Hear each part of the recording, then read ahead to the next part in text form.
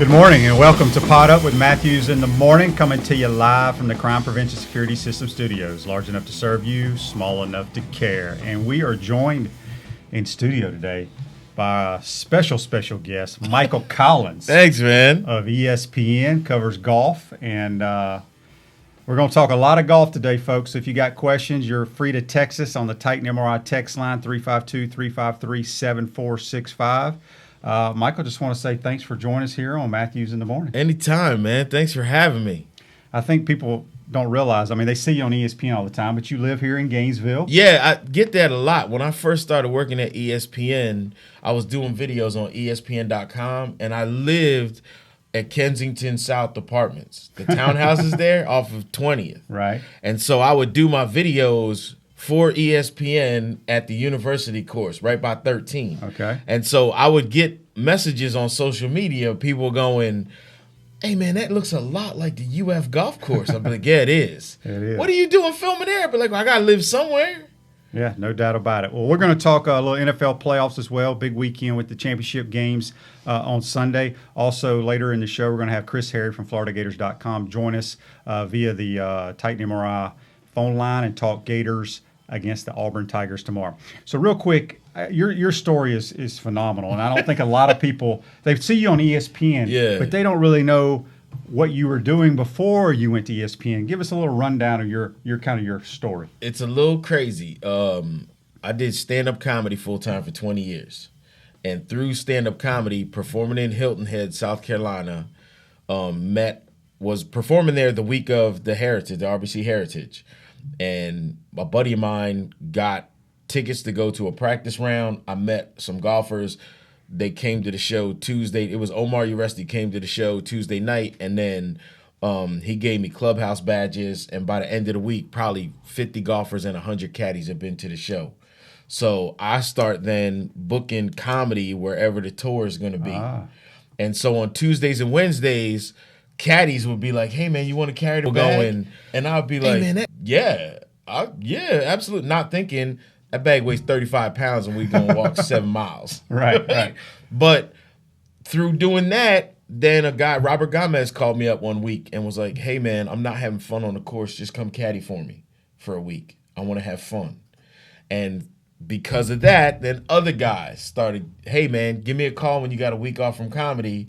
And next thing I know, Chris Couch, here from Florida, former Florida Gator, he goes, "Listen, from now on, whenever you're not doing stand-up, you caddy for me, and that's it." And that snowballed into, we won the Nationwide Tour Championship, which now is the Korn Ferry Tour, which still doesn't feel right to say. Like, Korn Ferry, Korn Ferry. You know, but like, "Yo, did you ever find that Korn Ferry?" "Nah, I got the Tooth Fairy, and she won't give up the Korn Ferry's location." But through that, caddying for Couchy, then next thing I knew, that turned into kind of a full-time gig, caddying for him on tour. And then Sirius XM Radio came to me and said, "Hey, your week's off from doing all that other stuff. How would you feel about doing play-by-play?" And I was like, "Yeah, all right, why not? I'll try it." Because I thought at first this guy was like, "Hey, how do you want to do play-by-play?" And I go, "Golf on the radio." Right. It's hard enough to watch paint dry. Why would people want? But it turns out the head of Fox and the head of ESPN, closet golf nuts. And so the head of ESPN's digital, heard me doing interviews and was like, "This dude is not a regular journalist. And golfers and me would talk different because I come from a comedy background. I don't come from a journalism background. I never went to college. So it was like, my background was so different, but players knew that I was a caddy and was a comedian. So if we were going to talk, I'm like, I'm not talking regular boring golf stuff. I want to talk fun stuff. Next thing I know, I get a tweet from one of the editors at ESPN, and I'm in ESPN studio or ESPN in Bristol in the doing their car wash thing for an interview, thinking like, there's no way this is real.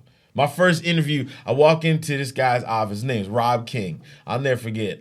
He's the big dude. Corner office, window, and he closed the door and was like, "Man, I'm so excited you're here." And I'm looking around in the corners of his office, and he was like, "What's the matter?" And I was like, "I'm looking for cameras, and if Ashton Kutcher comes in and tells me I'm punked, I'm gonna be pissed." And he was like, no, man, this is real. And I was like, are you serious? Like, for real, for real? I'm at ESPN interviewing for a job. Like, this is crazy. And this 7 years later, here I am. And so when they, you're doing your stand-up comedy and you got involved with the PGA Tour players, had you ever played golf in your life? I didn't learn how to play golf until like late in 93, early in 94, before I moved to Gainesville. And there was another comedian who was like, you got to learn how to play golf. And he would watch it on TV, and I would make fun of him and be like, what, you got narcolepsy? You got a sleep disorder or something? Do you need help taking a nap? What you watching golf? And he was like, no, man, you got to play because golf is in everything. And I was like, yeah, okay, whatever. And he goes, I'll tell you what, call a comedy club and tell them you want to come perform and see what they say. And then call a comedy club and tell them you're going to be in the area playing golf, and could you stop by and do 5 minutes? And I called, hey, can I come down? Nah, I send a VHS tape back in the day. Send a tape. I was like, no, sorry. Then I called and was like, hey, I'm gonna be playing some golf over here. I was wondering if I could just stop by and do 5. Hey, yeah, where you playing golf? You got room for another one? And I was like, that freaking worked.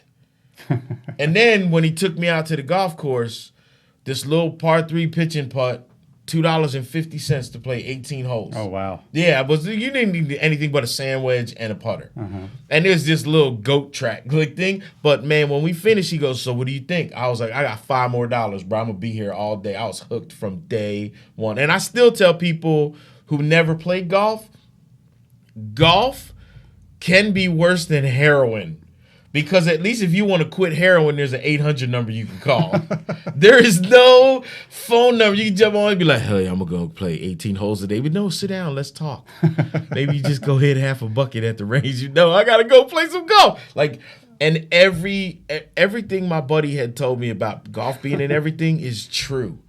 Every athlete from every other sport ends up coming to golf. Like, you never hear Alex Ovechkin is going to go in the offseason play pickup basketball. No.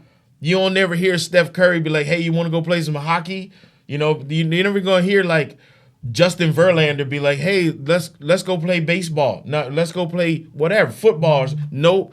Every single one of them play golf. And I was like, I didn't really believe it until I got into golf. And then through Sirius XM and stuff, I was like, holy cow, music, business, sports, you name it, golf is in it. Well, I've always said, being a former athlete myself, it's a way we can still stay competitive. Yes. Whether it's, me and you competing or me against the golf course, but it's something you can do your whole life. And to me, it's the greatest sport because we don't have a 35-yard touchdown run and somebody come back and go, holding on the left tackle. You know what I'm saying? You have your rules. Yes. It's just like in baseball. You never know what the strike zone may be. Right. But golf has rules, and it's the integrity of the game. You play by those rules, and that is it. And that's why. Even when you're by yourself. Yeah. But I think athletes love it, too, because you can be perfect in your sport. You can do something like you can have one of those days where, you know what, not one incompletion. Everybody, even when I had a bad throw that was just made a great catch, like I had what felt like a perfect day. There is no such thing as playing perfect golf. No matter what. And that's too, you're like, I hate this game. I want to play tomorrow because you're like, I don't understand. How can I be elite level at one of the toughest sports out there? People are trying to kill me. This thing, the ball's just sitting there. It ain't going nowhere. All I got to do is hit it over at that little flag thing. Get out of here. This is stupid. How hard could it be? And then you try it, and you're like, hold up. I'm going to be here for a while. No doubt. Yeah. Well, we got Michael Collins in studio from ESPN. So being a caddy, I've always been curious. First of all, how much do the competitors talk with one another between the ropes during a tournament? I guess it depends on what tournament it is. And secondly, I guess it's a 3-part question. Technically, you're not supposed to say, what'd you hit on this? If it's a par 3, what are you hitting over there? That's illegal. But it happens. Y'all give those little signs. Well, a lot of times you give a sign. If you're on TV, you give a sign to the guy on TV. Okay. I got so that's when you see a play. Like sometimes they'll catch it. If you're watching a guy in the fairway, and so when the caddy takes the bag and pulls the bag away, you'll see one of his hands make a gesture. If it's a fist down, that means wedge. If you have the open hand like this, that means like lob wedge and whatnot. But there's also like 8 iron, 9 iron, but putting numbers down. But that's only to the camera guy. Gotcha. Now on a par 3, what you do is when a guy, you and your player are standing waiting to hit. So the other guy is getting ready to hit his shot. As a caddy, you walk over to his golf bag and just look in his golf bag. Right. One club's going to be missing. So it's pretty easy to figure out what he's hitting. Yeah. Now, the only time that, let's say 2 players don't get along with one another, they're not friends, don't necessarily like each other. So if I'm caddying for a guy and I know like me and this dude, we ain't getting along, I'm going to take the towel and I'm putting the towel over the top of the clubs. So now when you come over, you can look in the back. You're not going to see nothing. All you're going to see is the towel. And if you touch the towel, that's illegal. Because now you're actually trying to gain that advantage by looking in the bag. Kind of like the Houston Astros, right? Something like that. Something like that. I never realized, though, the only problem baseball players are really having with everything that's going on is that you're using electronics. Yes. But, like, stealing signs happens all the time. All the time. And it's crazy some of the subtle things baseball players will do. Like, I had a Hall of Famer explaining to me what a runner on second base will do to tip the pitches for the guy at the plate. And it's amazing. You're like, what? Yeah. Are you serious? And they'll even have signals of, like, if I'm at the plate and you're on second base, I'm looking at you subtly to see when you figured out what the signal is, what the pitches are. Because it takes a minute to figure it out for them, but they'll do it. And then there's a specific signal that you give to go, hey, I got him. And then you're like, all right, cool, here we go. I know now I'm going to know what's coming. Exactly. It's crazy. A couple other things. It's always intrigued me watching golf on TV and you being a former caddy. If you're my caddy and I sit here and I say, okay, what do you like, Michael? What do you like? And you say, okay, 7 iron right here. Yep. Smooth 7 iron. I hit the 7 iron, comes up short, water. I'm blaming you. Here's I'm the one that swung the club. No, here's the rule. Long and short, that's my fault as a caddy. Okay. Left and right, that's all you. That's your fault. Okay. So if we talk about and this is the one thing that's changed since when I started caddying and kind of when I finished caddying, even though I'm never really finished caddying because I still will sub in every now and then. But it used to be the show up, stand up, shut up.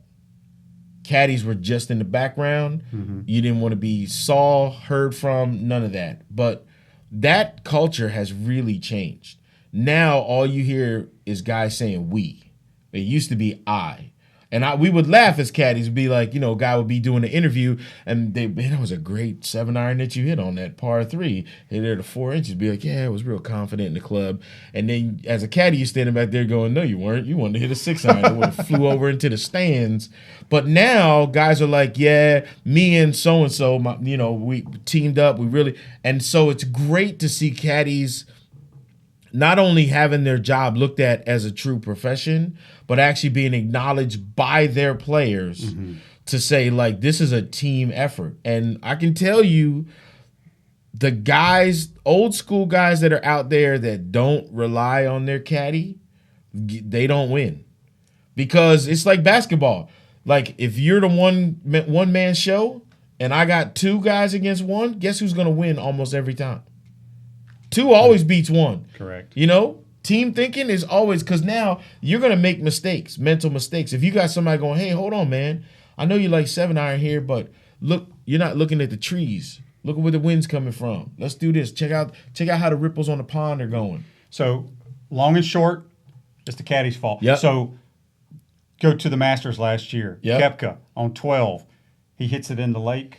No, that looks like long and short, but it's really not. That is where you're hitting the shot. Okay, that's a different That's animal. completely different because the way that green is angled, it angles when the Sunday pin is right. you're not going anywhere near that. Yeah, you got to hit it right over the bunker. You hit it at the bunker and if it goes in the front bunker, so that's not a hard up and down, but you want to be on the green, left to the middle. That's where that experience that Tiger had was knowing and standing on 11 green, watching the group in front, two guys in the water there, and was like, what is going on? So now you know, even though that flag's not moving, there is wind swirling in there that you can't see or feel on the tee box. So that's straight experience in the moment. We got Michael Collins from ESPN right here in the Crime Prevention Security System Studios. Question for you here. This is from Fred in Gainesville. What's your favorite venue to cover in all of golf? Well, ESPN did send me to Maui the first year I started. So it's like I've gotten to go to Hawaii. Even though here's what's funny. So Maui, where they play the Century, was the tournament, the Century Tournament of Champions, is one of my favorites. Honolulu, least favorite. Like I'm not a fan of Honolulu. Okay. I love Maui, honeymooned in Kauai. I've never been to the Big Island yet. That's still on the bucket list. But like Honolulu, you can keep it. Oahu, the other side of the island is nice. But like Honolulu, I'm not, whatever. But then, I mean, the Masters, it's the Masters. Yeah, there's nothing like Augusta National. I tell people all the time, you got to have two tournaments on your bucket list. You got to go to the Masters and you got to go to Waste Management Phoenix Open. I was getting ready to bring that one up. Because they're the complete opposite. Yeah. Complete opposite. Hole 16, right? No, just the whole place now. The whole place? The whole experience. It's almost like, okay, here's how I describe it. The Masters is like a combination of church on Easter and Christmas.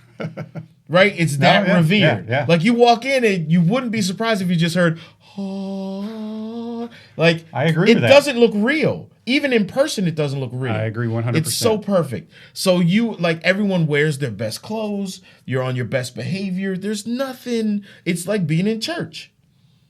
Waste Management, complete opposite. It is the Hangover, Animal House, and Bachelor Party combined.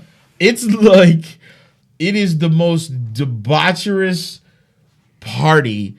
It's literally like a frat party that accidentally has a golf tournament. And the whole town shows out. There's no such thing as a sellout. No matter how many people show up. Like literally, if 800,000 people showed up on a Friday or Saturday, which has almost happened, you get in a ticket and you can get in. They'll put you somewhere. You'll figure out a place. Do the players enjoy that tournament? Yeah, because it only happens once a year. Yeah. If it happened every single week, then no, man, you can't do that. A lot of bitching. Like that's the problem. Oh my gosh, this is the mistake that the Honda's making. The Honda's trying to turn their par 3 17th into the 16th at Waste Management. The difference is the 17th in Honda is a 200-yard shot over water into a horrible wind with a tiny sliver of a green, and you want to turn that into a party hole. Like, listen, stupid, this is not a hole that you want people drunk on being belligerent. Where at least at Waste Management, that 16th hole is 150 yards, 178 at max. No, there's no hazard. Like, there's just bunkers. Right. And yet these dudes can't hit the green from 150 yards because you're in a stadium. I asked one player one time, when do you start thinking about 16 at Waste Management? He goes, on the first tee. What? He goes, yeah, you can hear it. And That's everywhere awesome. you want to go. And I know, I was like, that is awesome. That is so awesome. We're going to take Oakley, I got to tell you though, Go ahead. Oakley had a sign. So in the tunnel from 15 to 16, Oakley put a sign in the tunnel that only players could see one year. And it said, rock stars all want to be golfers. Golfers all want to be rock stars. The stage is yours. Welcome to the 16th. And some players would touch it, like the Notre Dame sign, and other players wouldn't even look at it walking through the tunnel. That's great. It still gives me goosebumps. That's good stuff. Michael Collins from ESPN's right here in the Crime Prevention Security System Studios. We're going to take a quick timeout. We'll be right back. If you got any questions for Michael, shoot me a text. Time out! Hey, time out! Time out! Time out! There we go. Good. We want to take this moment to thank all our sponsors who keep the show going and pay the bills. Let's give them something to cheer for now. Our Gridiron sponsors are Crime Prevention Security, small enough to serve you, large enough to care. Bob in trouble, gets rid of it. Oh, big hit. Titan MRI, Gainesville's only locally owned and operated MRI facility. Our touchdown sponsors are Radware Promotional Materials, Gators Dockside, Doreen Weeby Realtor, Gator BTW, Campus USA Credit Union, Celebration Point Town Center, Miapa Latin Cafe, Davis Gainesville Chevrolet, Okido America Martial Arts and After School, and Tropical Smoothie Cafe. If you are interested in promoting your business on the show, you can visit our website, potupwithshane.com, and click on the advertise button or call Freddie Weeby at 352-284-3733. Again, thank you for all the great businesses that support the show. Please remember, if you like what we are doing here, thank our sponsors and support the businesses that support us. Going for the end zone. He's got a touchdown.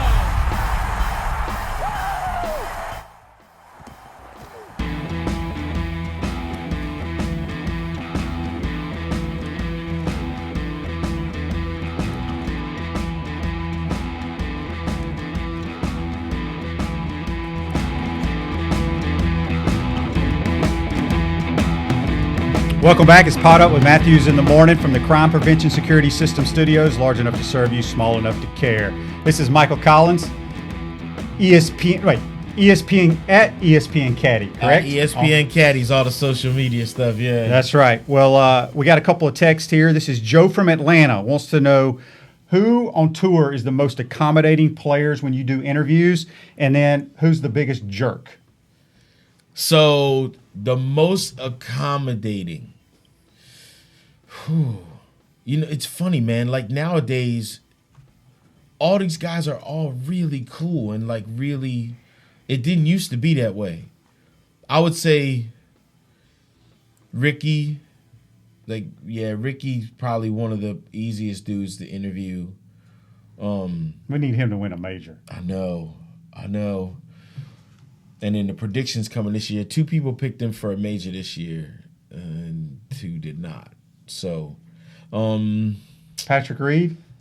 He wants to know right here, is Patrick Reed really a jerk? No, He just gets a bad rap. So here's the funny. There's 2 guys that everybody thought were super jerks, and then when they play with them in pro-ams, they're like, that was the most fun day I've had. And VJ is old school. Everyone was like, VJ, like he's got to be the biggest. And it's the opposite. People play a practice round with him and play. He's one of the funniest dudes out there. And Patrick is the same way. Like Patrick is honestly a good dude. Now, he has done some stupid stuff. You know what I mean? Like, right. But doing stupid things and being stupid like that, he's one of those guys you hang out with. You're like, I did not expect him to be that cool, down to earth, and fun. So I'm just trying to think like if there's any real. Well, I just got another text on the Titan MRI hotline, and it's from Johnny and Marietta. He says, I'm a huge Georgia Bulldog. Why does Bubba Watson get such a bad rap on tour? Because it depends on the day when it comes to Bubba. Bubba gets a bad rap because there are some days when he is the nicest, funniest, greatest dude to be around, and there are other days when you will see him do things like not even on the golf course, but off the golf course, you'll see him do things that go like, what a jerk. Like, why would you treat someone like that for no apparent reason whatsoever? So, and Bubba's, you know, admittedly so. He's like, I'm always working on me. He knows he does stuff like that. But knowing it means that you should be able to fix it easier than what you do. So that's why Bubba has that reputation. I love Bubba to death, but me and Bubba, like, as we're like 2 peas in a pod for a while, and then there was this big survey that came out, an anonymous survey that I was a part of, like, getting information for, but it was anonymous. And because of this survey, like, me and him didn't speak for like 6 months, and then had like a come to Jesus argument in the locker room at TPC Harding Park, where Dustin Johnson actually came up behind me and was like, Mike, you cool? You all right? Like, Dustin was he thought me and Bubba was going to fight. Oh, wow. Yeah, it was crazy. I mean, it's all quashed now. Like, it all got hashed out. You know, we're all good now. I mean, there ain't nobody on tour that I like despise or anything, because everyone knows me and knows what I do. Right. So it's like, if I'm coming up to talk to you, it's probably going to be fun. You know what I mean? Because I'm not trying to do no 60-minute stuff. I'm not like, there's plenty of people out there that are trying to do that, and that ain't me. Another text here from the Titan MRI text line. And again, that's 353-7465. Bob from New Orleans says, does Brooks Koepka really not practice much? And does he not care about just a regular old golf tournament? Yes, and kind of. So when it comes to like, does he really not practice? No, he don't. When he's home, nope. That's crazy. I know. And it makes golfers so mad. That are home grinding their butts off. And this dude is just, he's worried about fashion stuff. Right. He going to football games and like hanging out. And then when it comes to regular tour events, he's like, meh. Until he gets in the hunt. Like when he gets in the hunt on Saturday and Sunday, and then it's like, oh, I'm going to win this thing. Mm-hmm. But the thing with Brooks is like, if he don't win, he's like, okay, it was a warm-up, whatever. But don't get it twisted. Like when that dude gets in contention, these guys are all competitors. Oh, absolutely. So it's like when I got a chance to win and step on your neck, don't think I'm going to not take it. Chris from Miami on the Titan MRI text line asked, there's so many young guns on tour. Justin Thomas, just I believe at age 27, just tied Sam Need, Jack, and Tiger. Yeah, since 1936. Since 1936, the only guys that have that many wins before the age of 28 is like Tiger, Snead, Nicholas, and now JT. Yeah. So, there's JT, there's Ricky, Dustin Johnson, Koepka. DJ's an old man now. He's over 30. Yeah, that's true. He is. Who can the people out there that probably don't follow golf, who's an up-and-coming guy that they should look out for this year? Two dudes. Look out for Matthew Wolff, who's got this weird swing, right? What? Yeah. He makes Jim Furyk's swing look like Adam Scott. Now, golfers will know what I'm saying, and they're probably just about crash their car laughing at that because Furyk has this like hitch in his swing. Well, Wolff's swing, number one, his swing starts off look like he's having a seizure. He just like he does a flinch in the beginning, but he does it for every single shot. He does a flinch, and that starts his swing, and then it gets real loopy at the top, and he hits it forever. Forever. So him, and he's won already with that goofy swing because no one tried to change it. And that's the one thing that's beautiful about the golf now is these young guys are not all trying to be robots and have that prototype swing. Mm-hmm. You know what they can do? Repeat it. Your swing can be as goofy as you want it to be. And as long as you can do it over and over and over again, you're good to go. So Wolff is the one, and the other dude is Cameron Champ. He can hit it a mile too. Well, they all can hit it a mile now. See, that's the thing. Like nowadays, there's no such thing as, I'm going to just hit it down there at 285. Nah, you got to fly it 3 bills. But that's now, you don't see these young dudes. There's no smokers. Ain't no golfers out there smoking cigarettes, walking around. You know what I mean? Like we're going out and there's no fat guys out there, which is kind of disappointing as a fat guy myself. But it's like, but you love it now too because like guys like Brooks Koepka, like that dude legit could have played football.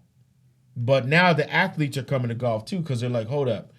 How long is a football career? Yeah, it ain't long.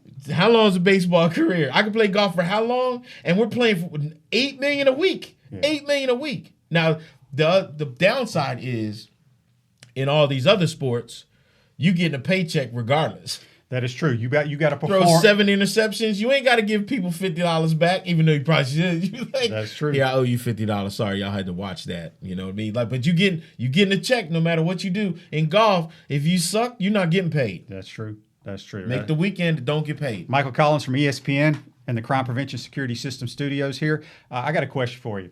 Do you like how they changed the majors? That now the PGA is earlier. The new condensed schedule? Yeah. And nope. You don't like it? No.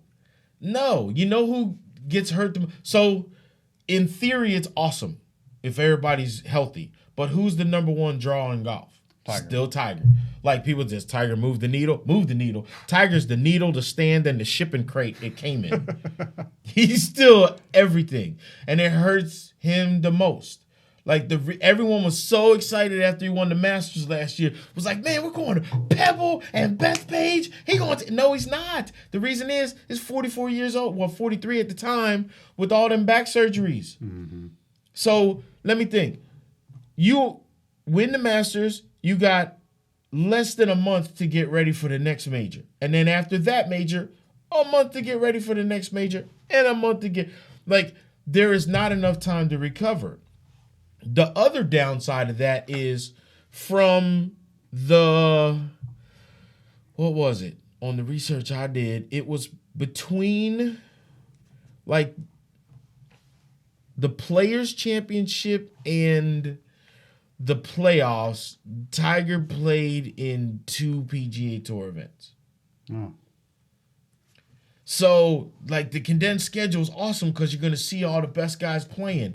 So now all these other tournaments, never going to see these dudes. They play the 4 majors, then they play the WGCs. Some of them even going to have to skip one of the WGCs. Like, Tiger didn't play at the Honda, and he was sleeping in his own bed. He could have walked to work. Right.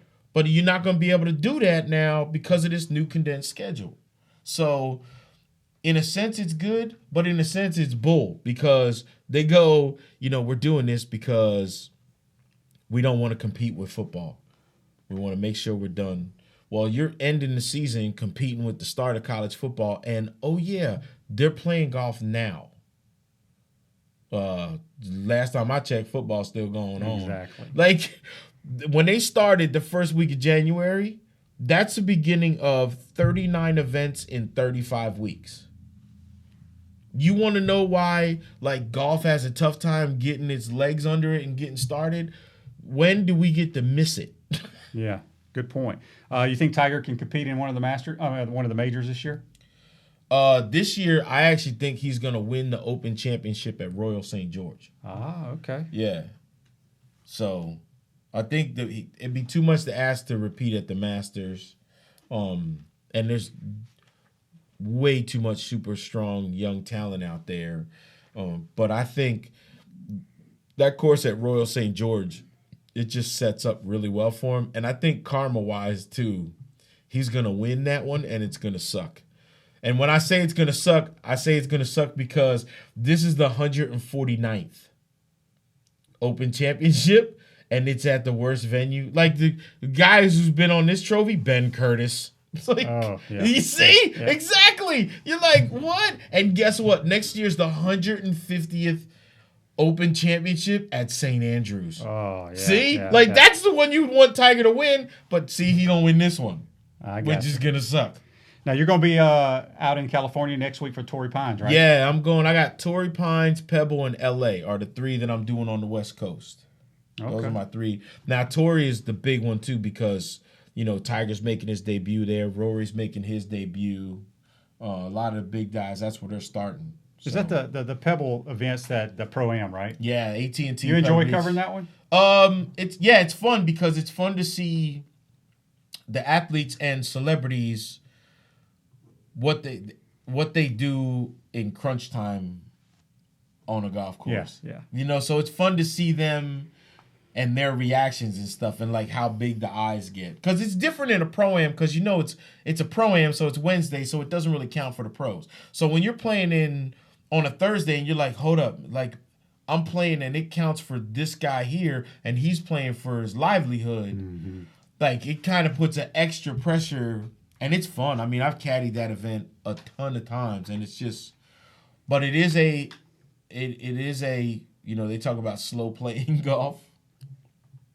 It's going to be 5.5, 6 hour round. But at least if you know that going in, you're like, it's fine. And that's why it's important to have a good teammate that you're comfortable in chatting with. Yeah, I got to play. They have a college coaches event out there where a coach brings 4 boosters or what have you. So probably 15, 16 years ago, Coach Spurrier asked me to go with his son and a couple other boosters. And we played Cypress Point.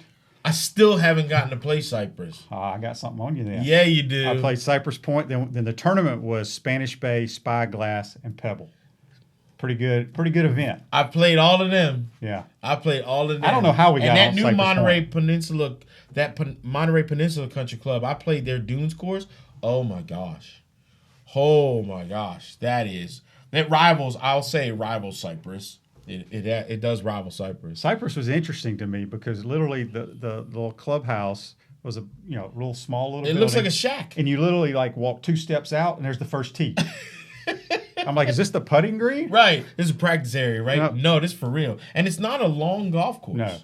No. So it's like, but if you get it on the right day, like it is heaven. Yes. But I lucked out. I won the media lottery and got to play Augusta Monday after the Masters in 2017. So the day after Sergio won, Ooh. It was 80 degrees, not a breath of wind. I got Sevy's locker in the champions locker room. Like it was heaven. Well, this is Michael Collins. You can catch him at ESPN Caddy. You can always see him on ESPN. We got a text here from Eugene in Archer. He wants to know, Michael Collins, are you a college football fan? I am. I'm a Penn State fan. I'm a Big James Ten Franklin. guy. Okay. Yeah, big time. Big time. So yeah, I'm somewhat excited about the next few years to come. I was bouncing off the walls when James Franklin kind of became the coach of our team. I was never sold 100% on Bill O'Brien because I knew he just seemed like one of those type of guys that was always like he wasn't looking to stay. Mm-hmm. Where James Franklin doesn't strike me as the type of dude who, I mean, and you can tell now with what he's building at that program that he's not looking to leave. Not to say like if an NFL team really came after him hard that he, would say no. Right. But it's nice to know that there's somebody there that I think makes everyone now feel like this guy's going to be here for a while and build something that's sustainable. And that's now in college football, that's what you're hoping for. Like, I want someone to build something at my school that isn't just going to be good for 1 year, like, because that's not how it's going to work now. Like, when you're going up against the Ohio States, like down here, when you guys are going up against, like, the LSUs, the Auburns, the Alabamas, like those guys are all building programs that are going to be good for 5 and 7 years. So, for me, it's good to see somebody building something that looks like it's going to be sustainable as well. Very cool. We got another text here on the Titan MRI text line. It's from Robert in West Palm Beach. Do the PGA Tour players actually play for little side bets with one another? During the tournament, no. Okay, but on the practice rounds? Practice rounds, oh, yeah. Yeah, there's some little money games, and then there's some big money games. And so why not during the regular? It's not legal. Can't do it. I got you. Can't do it. I got you. Yeah, but on practice rounds, practice anything's rounds legal. Well, they're not supposed to. I got you. But you know what I mean. Like, come on. Even the PGA Tour isn't dumb enough to try and like police that. So it's, and these guys, they want to make it on the Tuesday practice round. They want to make it so that on Sunday, when they have putt for $1 million or $3 million, like whatever that amount is, it feels just like the putt they had on Tuesday to win $3,000 off of these dudes already. Right. So has any PGA Tour said, man, you got to give me some shots? Oh, they always talk smack like that. I'll never forget the practice round at Liberty National last year. It was Brooks, DJ, Tiger, and Harold Varner III. And HV3 was talking so much smack. But yet, those dudes were hitting it 30 by him. Mm-hmm. All three of them were hitting it 30 by him. And so he was like, y'all got to give me shots and stuff. And everybody was laughing, was like, let me get this straight. A PGA Tour pro asking PGA Tour pros to give him shots. Like, it was awesome. That's great. Well, we're going to take our last time out. We're hoping to be joined by Chris Harry at FloridaGators.com, talk a little Gator hoops. This is Michael Collins. Join us in the Crime Prevention Security System studios. We'll be right back. Timeout! Timeout! Hey! Timeout! Timeout! Timeout! There we go. Good. We want to take this moment to thank all our sponsors who keep the show going and pay the bills. Let's give them something to cheer for now. Our Gridiron sponsors are Crime Prevention Security, small enough to serve you, large enough to care. Bob in trouble, gets rid of it. Oh, big hit. Titan MRI, Gainesville's only locally owned and operated MRI facility. Our touchdown sponsors are Radware Promotional Materials, Gators Dockside, Doreen Weeby Realtor, Gator BTW, Campus USA Credit Union, Celebration Point Town Center, Miapa Latin Cafe, Davis Gainesville Chevrolet, Okido America Martial Arts and After School, and Tropical Smoothie Cafe. If you are interested in promoting your business on the show, you can visit our website, potupwithshane.com, and click on the Advertise button or call Freddie Weeby at 352-284-3733. Again, thank you for all the great businesses that support the show. Please remember, if you like what we are doing here, thank our sponsors and support the businesses that support us. Going for the end zone. He's got a touchdown.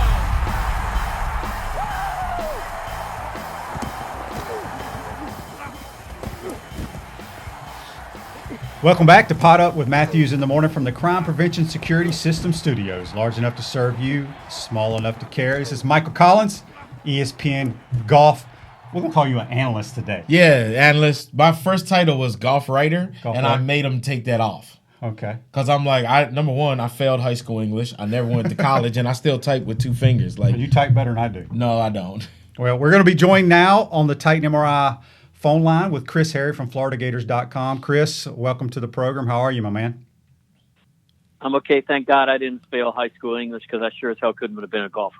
That is true. That is true. You could have been a caddy. That's right. He was Yeah. whatever it takes. I could have been a caddy. That's right. All right, Chris. Tomorrow, 1:30 in the O'Connell Center. The Auburn Tigers come in at 15-1, coming off an upset loss to Alabama. What can you tell us about Auburn? I think if Florida would have played Auburn's schedule to this point, they'd have a much better record because I don't think Auburn's really played anyone. They haven't, and they played before the SEC season. Shane, they played one true road game, and that was at South Alabama, and they needed a buzzer-beaten stick back to win that game.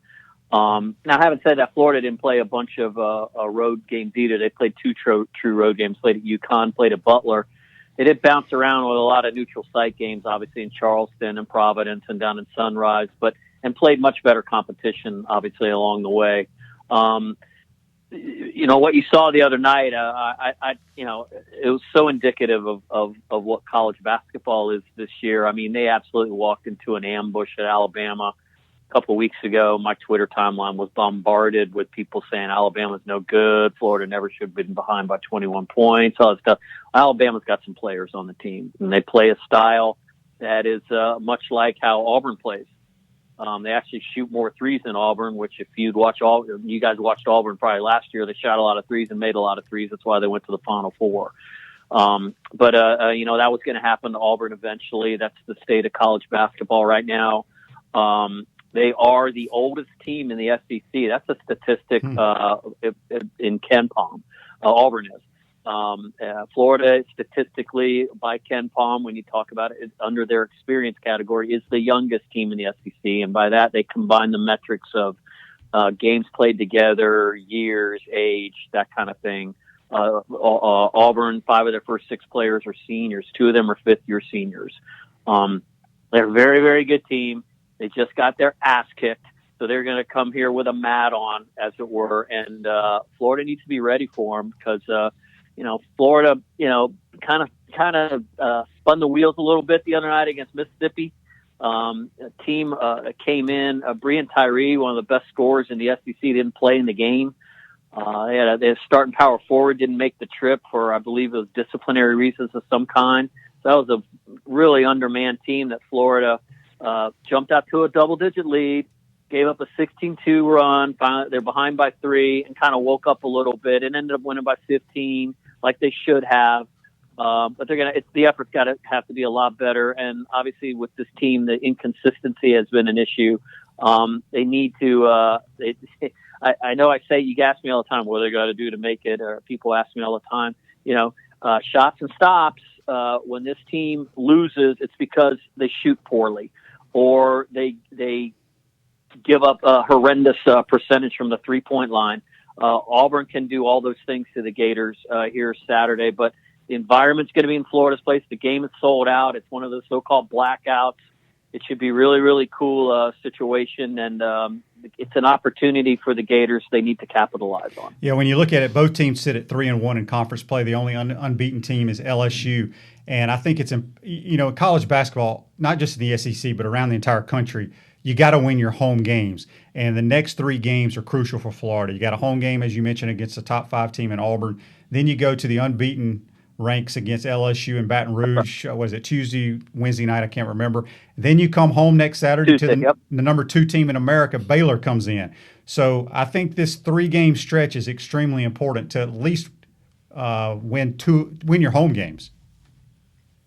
Yeah, I mean, the metric that the NCAA uses now, the net, it's called, replace the RPI.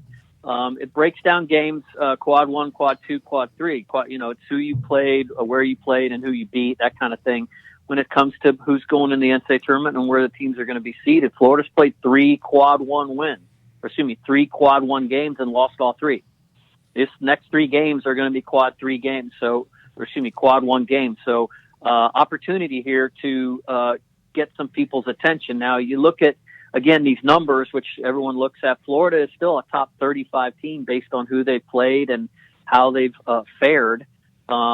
But none of that means anything unless you start winning some games. And the way it sets up, like you said, home against Auburn, which is a top 15 team by those number standards.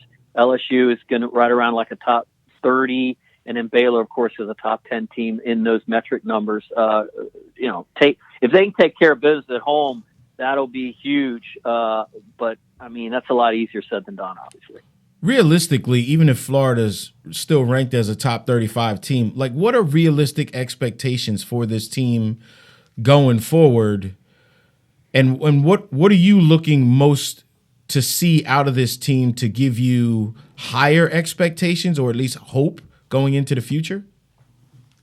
Well, realistic expectations are to compete for the SEC title. I mean, to Shane's point, Florida's 3-1 in the SEC. I think it's a 4-way jumbo in second place. LSU is 4-0.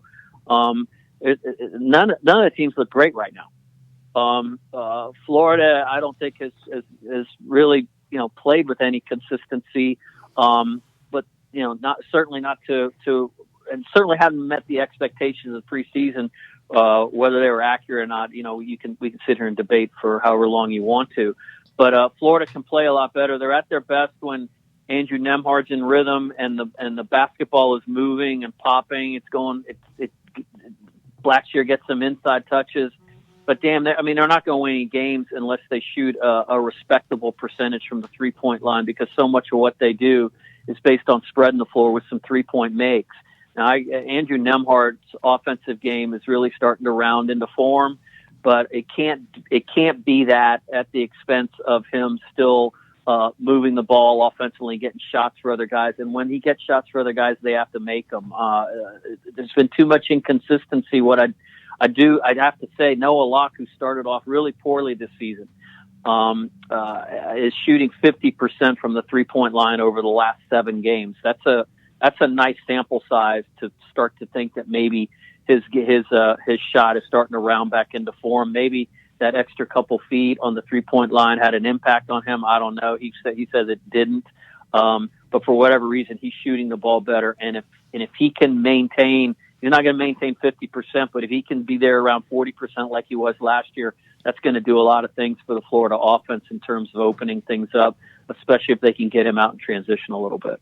Final question. We're speaking with Chris Harry from FloridaGators.com on the Titan MRI hotline. Chris, final question for you, not basketball related, but your Redskins are not in the playoffs. Who you got in the championship games Sunday? Your Redskins are not in the playoffs. You could have said that in August. Yeah. Well, I don't know how old you are, young man, but I was there during the day when they were raising Lombardi trophies. When John Riggins was coming I around running off tackle. That's right. That's right. You And still Doug got your Williams hog and Mark outfit? Griffin, okay. I have a Indian headdress actually that was willed to me by my great uncle that it's in the storage somewhere. Who's going to win this weekend? I'm going with the Packers, and I'm gonna I'm gonna go with the Packers.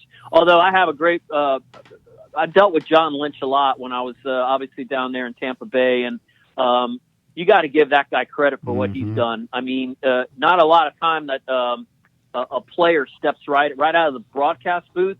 He's done like the GM version of what Steve Kerr did. You know what I'm saying? Yep. Kind of like to get up there, and kind of.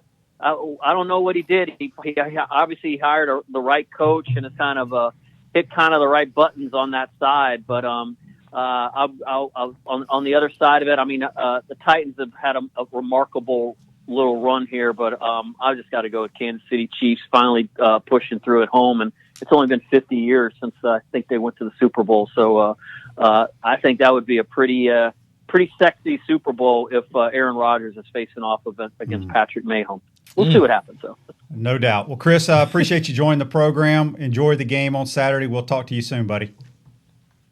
All right, guys. Take care. That's Chris Harry from FloridaGators.com. Join us on the Titan MRI hotline. All right, Mr. Collins, since you're an NFL guy too, right? Big time. I'm an Eagles dude. I was getting ready to ask. Yeah, so I'm much more into pro sports than I am college sports, and friends with a bunch of guys out there. So as an Eagles fan, so here I'll show you something. Oh, look at that. Look at those pipes. Oh, you are a diehard. That's from a couple years ago? That's designed by Coach Peterson himself. I tell you Coach what. Doug Peterson designed a tattoo that I have on my right arm. I had to deal with Kevin Nagandi on SportsCenter that if the Eagles won the Super Bowl, we were getting tattoos. He still hasn't gotten his. So he kind of... Now, as an Eagles fan, I have bad news for those Kansas City Chief fans. As much as we love Andy Reid, let's all be honest. Winning the big one, not so much. No matter who you got, no matter how many weapons, no matter how awesome it is. And right now, when you look at Tennessee and those Titans, it's like you can see that is a team of destiny that believes that there is no one anywhere, whether it's road or home, no one's beating them. Well, I love the way they're playing, but they're going to have to do something through the air. Tannehill hasn't thrown for over 100 yards. He doesn't have to. I agree. And when he does have to, it ain't like he's bad. No, I agree. But the weapons that Pat Mahomes has, correct. I mean, they're gonna have to score a lot to keep up with that track team. It's not that they're going to have to score a lot. They're going to have to get the ball. Well, and they don't have to get the ball if Derrick Henry is punching you in the mouth over and over and over and over again. It's bad. Mahomes is going to be on the sideline like, is it my turn yet? Yeah, no. Looking at his watch, is it my turn yet? Good point. Nope, not my turn yet. Good point. So you number like 22. You like the Titans? I do like the Titans in an upset there. And actually, I think both of the road teams. Ooh. As much as I like San Francisco, I will never bet against Patrick Rock. I will never. Aaron Rodgers, forget it.